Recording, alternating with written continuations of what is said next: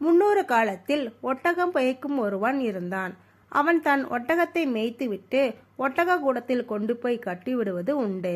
அவன் வாழ்க்கையில் தனக்கு இருக்கும் பிரச்சனையை பற்றி கவலையில் ஆழ்ந்திருந்தான். நமக்கு மட்டும் ஏன் இப்படி நடக்குது? வாழ்க்கையில் துன்பம் இல்லாமல் இன்பம் மட்டும் இருந்தால் எப்படி இருக்கும் என்றெல்லாம் யோசித்தவாறே சாலை ஓரத்தில் நடந்து கொண்டு இருந்தான். அப்பொழுது அங்கு ஒரு முனிவரை கண்டார். அவரிடம் சென்று, முனிவரே, மற்றவருக்கு வாழ்க்கையில்தான் பிரச்சனை இருக்கிறது, ஆனால் எனக்கு மட்டும் வாழ்க்கையே பிரச்சனையாக இருக்கிறது.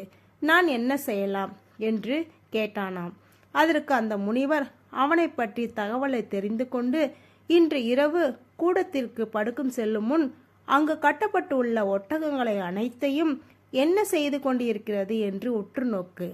ஒட்டகங்கள் அனைத்தையும் ஒன்று விடாமல் படுத்த பின்னரே நீ உறங்க வேண்டும். அதுவரை விழித்து கொண்டு இரு என்று கூறி வழி அனுப்பி வைத்தார். இரவு கூடத்திற்கு சென்ற மெய்யப்பன் ஒட்டகங்களை உற்றி நோக்கி கொண்டிருந்தான். அங்கிருந்த சில ஒட்டகங்கள் தானாகவே படுத்துவிட்டன. சில ஒட்டகங்கள் அவனை கட்டாயப்படுத்தி படுக்க வைத்தான்.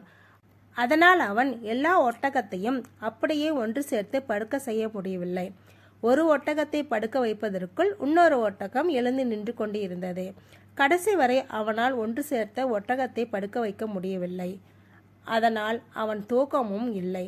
மறுநாள் காலையில் முனிவரை சந்திக்க மெய்யப்பன் நடந்த விவரத்தை கூறினார். முனிவர் சிரித்து கொண்டே அதற்கு இவ்வாறு பதிலளித்தார். உன்னுடைய பிரச்சனையும் ஒட்டகத்தை படுக்க வைப்பதற்கு சமமானதுதான். வாழ்க்கையில் சில பிரச்சனைகள் தானாகவே முடிந்துவிடும். சில பிரச்சனைகள் நாமே போராடி முடிக்க வைக்க வேண்டும்.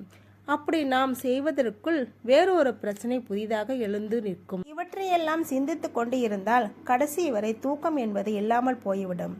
பிரச்சனைகளை பற்றிய சிந்தனைகளை முதலில் தூக்கி எறி. வருவது வரட்டும் என்று தைரியமாக உன் வேலைகள் மட்டும் தொடர்ந்து பார்த்து கொண்டு இரு. பிரச்சனைகளை பற்றி சிந்தனை இல்லாமல் இருந்தாலே துன்பமில்லாத இன்பமான வாழ்க்கை நிச்சயமாக வாழ முடியும். யாருக்கு தான் பிரச்சனை இல்லை? பிரச்சனைகளை எதிர்கொண்டு வெற்றி நடை போடுவதற்கு பெயர்தான் வாழ்க்கை. அதை பற்றி சதா சிந்தித்து கொண்டு இருப்பது அல்ல என்று கூறி புரிய வைத்தாராம். இப்பொழுது உங்களுக்கு புரிந்திருக்கும் என்று நம்புகிறோம்.